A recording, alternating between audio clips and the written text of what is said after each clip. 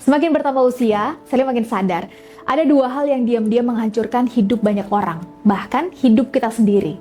Ironisnya, musuh itu bukan orang lain, karena yang pertama ego, kedua bodoh. Jadi kalau ketemu sama orang yang serba nggak mau ngalah dan nggak bisa mikir, jaga jarak.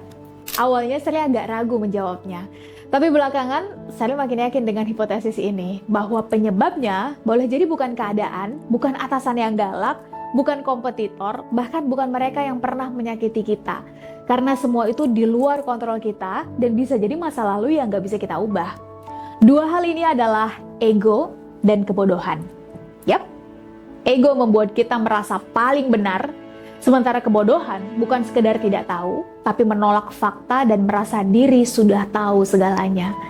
Akibatnya, kita berhenti mendengar, berhenti belajar, berhenti bertanya.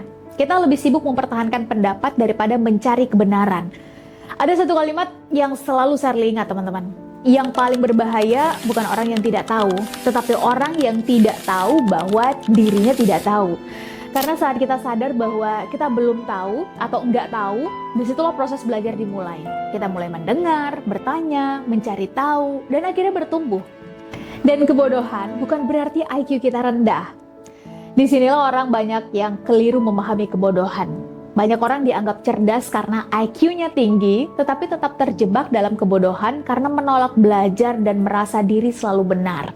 Ada satu gagasan yang menurut saya menarik, yaitu salah satu tanda kecerdasan seseorang adalah kemampuannya untuk beradaptasi dengan perubahan. Nah, teman-teman bayangkan, ketika ego ketemu dengan kebodohan, maka inilah yang disebut sebagai kombinasi mematikan.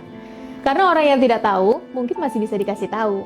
Tapi orang yang tidak tahu dan merasa dirinya sudah tahu segalanya, disitulah sebenarnya masalah itu dimulai. Itulah titik paling berbahaya yang membuat kita terus tertinggal. Jangankan diajak untuk bertumbuh, diskusi, menemukan solusi, dan jadi teman sefrekuensi, bertukar informasi aja, kita jadi serba salah. Benar nggak? Maka, salah satu tanda kedewasaan ternyata bukanlah seberapa sering kita berbicara, tapi seberapa berani kita berkata, mungkin aku yang salah, atau boleh jadi aku belum tahu, kalau aku salah tolong ajari ya.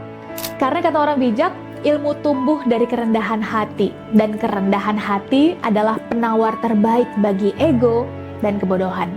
Jadi mulai sekarang pertanyaannya bukan lagi siapa musuh kita, tapi apakah ego dan kebodohan masih diam-diam memimpin hidup kita? Bagaimana pendapat teman-teman?